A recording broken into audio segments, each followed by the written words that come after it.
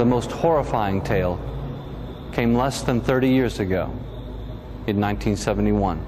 It was the night before the plant closed, and the night watchman, a fella named Samuel Blumenthal, was taking a last look about when he found himself face to face with something he said was the most frightening thing he'd ever seen. He described it as a half-man, half-demon who attacked him as he was checking the north gate. Later, Blumenthal went to the emergency room where his back was found to be covered with intense burns. He vowed he would never return to Sloss. And you know, he never did. Can you blame him? Birmingham police records include nearly 100 reports of unnatural activity at Sloss furnaces. It is interesting to note that a majority of these events occurred during the months of September and October, during the old graveyard shift.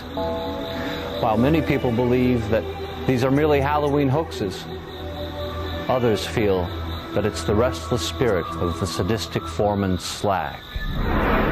In 1997, the Sloss Historical Society arranged for the Center for Paranormal Events in St. Petersburg, Florida, to come examine this site.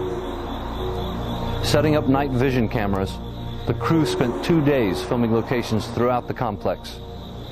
What they found is still being debated around the world. At 2 a.m. on May 12, 1997, this image appeared in the camera lens. Psychics claim it's a mass of angry energy. Skeptics call it a reflection of light. But from where did the light reflect? And why was it never seen on any other tape at any other time? Is Sloss furnaces haunted?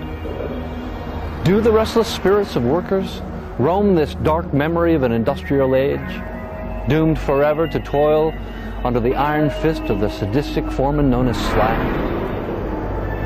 Perhaps you will find out tonight on your journey through the furnace.